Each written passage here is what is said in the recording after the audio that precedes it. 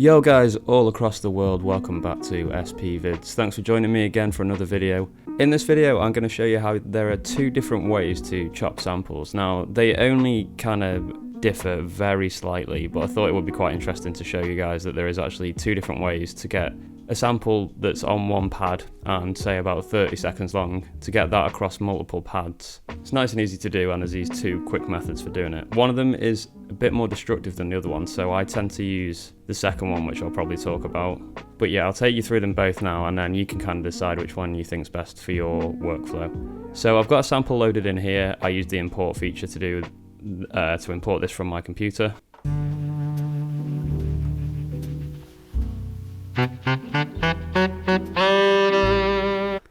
And there's going to be various points obviously on this sample that I want to chop it and then have it over the different pads on the SP. So obviously I've got the first pad in the position that I already want it because it's at the beginning of the sample. So my work with pad 1 is actually finished. I'm not going to truncate that sample at all because I want to keep the full thing and be able to copy it onto different pads and find different mark points. So let's go ahead and copy this. So we're going to do function and 1, which is copy. It's highlighted and it's asking us which one we want to copy, and it is that one. And then it's saying where would you like to copy it to, and I'm going to copy it next to it. And then you hit record to confirm that. So it's quite a long sample, this one, so it's taking a little bit of time. Not too bad. Right, so now we have that same sample twice, but I don't want them to have the same start point, obviously, because I want to create a new chop on this pad. So now what I'm going to do is use the mark button, which is just above pad 2 here. What I'm going to do is I'm going to listen to the sample and I'm going to hit mark when I want the next chop to be. And it was just there. I missed it that time because I'm not over familiar with the sample, so I'll just go back and try that again.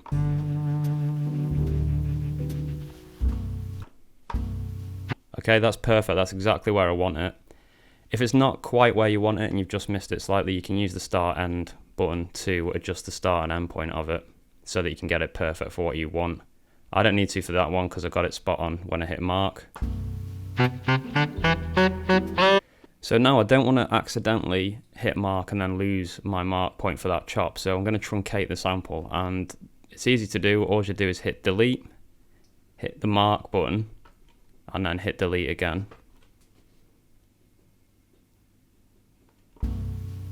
Now that is the start of that sample. There's no sample before that now.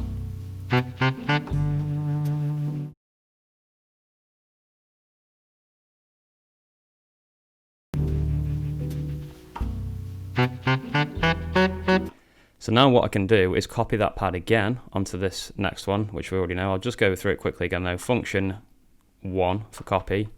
Hit the pad you want to copy. Choose the place you want to put it. Again, I'm going to put it right next to it here, and then record to confirm. And now I'm just going to repeat that process and find another chopping point where I want the sample to be chopped.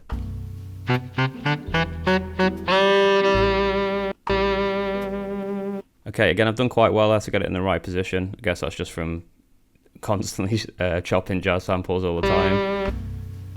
So now we've got 3 chops.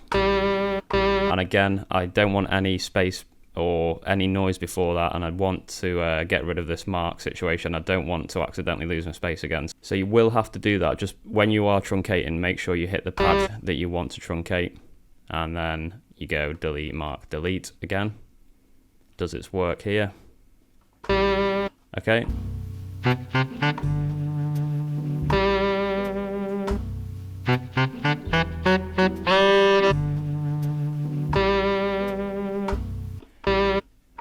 And I'll just do one more. I'll copy it, and this is just me working at full speed now.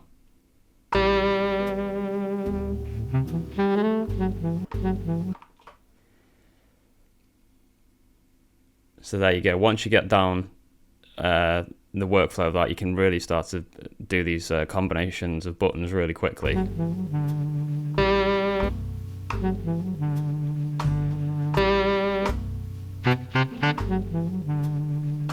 And there you go, I've got 4 chops there ready to go. So the second method that I'm going to show you is very, very similar, but it's a bit more risky in the sense that you can end up deleting bits of your the original sample that you will need later on. So I've got the same starting sample again here, and I'm going to do the same process along the pads. What you actually do here is before you copy it, you mark it in the place that you want first. So let's go ahead and find a chopping point. Okay, so I've moved the start point of this sample now, and I want that on a new pad because obviously I want to keep the original chopping point that was on pad 5 when we started. So I'm going to now copy that, and that's fine, and I want to truncate that.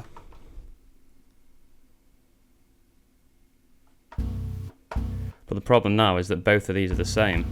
So we have to go back to the original pad and take off mark, and but the way that you do that is you have to hold the pad and hit mark at the same time. Okay, so now that's back to the start. And I'll just do that one more time again, so let's find another chopping point. So I'm not copying the sample first, I'm finding the mark point first, and then I'm going to copy that mark point.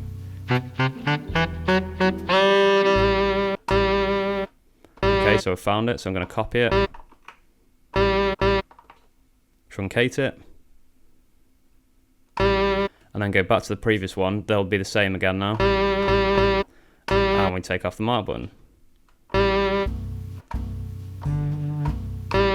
So there we go, we're getting exactly the same result, but it's just slightly different. The reason I'm going to show you why I prefer the method that I did on the first row is because you can accidentally delete stuff using the second method, and I'll show you how easy it is to do that. So let's get rid of that one, and we're trying to find a chopping point on this.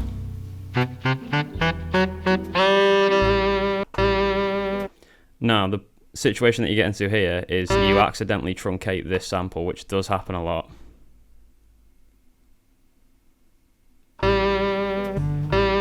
And what that means is you've lost your original sample point that you took. So it's kind of it's a human error that can happen with this method of resampling, but it does happen to me from time to time. I've been chopping really quickly, especially when you're trying to do things in a hurry, or you're trying to just quickly get chops down.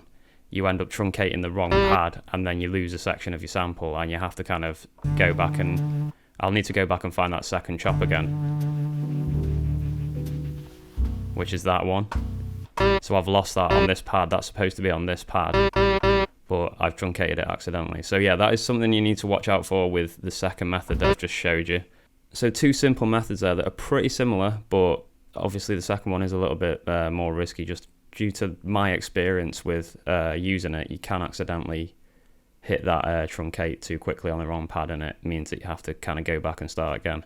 So I always recommend copying the entire sample first and then finding your mark point. It's like starting from scratch on every single one. But obviously you've already shifted along the sample, so it's a bit quicker than having to start from the very start of each sample. Hope this was helpful for you guys. If you do have any more video recommendations that you want to see, please hit me up in the comments below. There are obviously a huge amount of videos in my archive now. There's over 100 videos, and that's quickly increasing now that I'm churning out more content. But yeah, anything that I haven't covered that you want to see, I've probably written down somewhere that I'm going to cover it at some point. But yeah, if you do want to see anything, let me know, because it's always good to get video ideas from you guys. It helps me out as well when I've got a bit of a mental block as well. So I'd really appreciate that. If you're new here, it'd be really cool if you could hit the subscribe button. I do content regularly on the SP devices, weekly actually, and others like lo-fi samplers as well, and the MPC. And one final thing as well, if you do need lo-fi drums, I'd really appreciate it if you could go to spvids.com, and I've got some packs on there which are really reasonably priced. I'm going to be bringing out new ones soon as well, so yeah, stay tuned for that. But if you could head over and pick up a pack, that would be really, really helpful. It helps me keep doing this and sharing the tips. It's the main way I make money through this channel, and it's not a lot of money, but it's what keeps it going. So if you could go over and do that, I'd really appreciate it. And yeah, you get a load of drum sounds anyway, so it benefits us all really. So thanks a lot for watching, guys. Really, really appreciate it. If you could smash that thumbs up as well, that'd help a lot, and I will be back with more content soon. Keep making beats. Peace.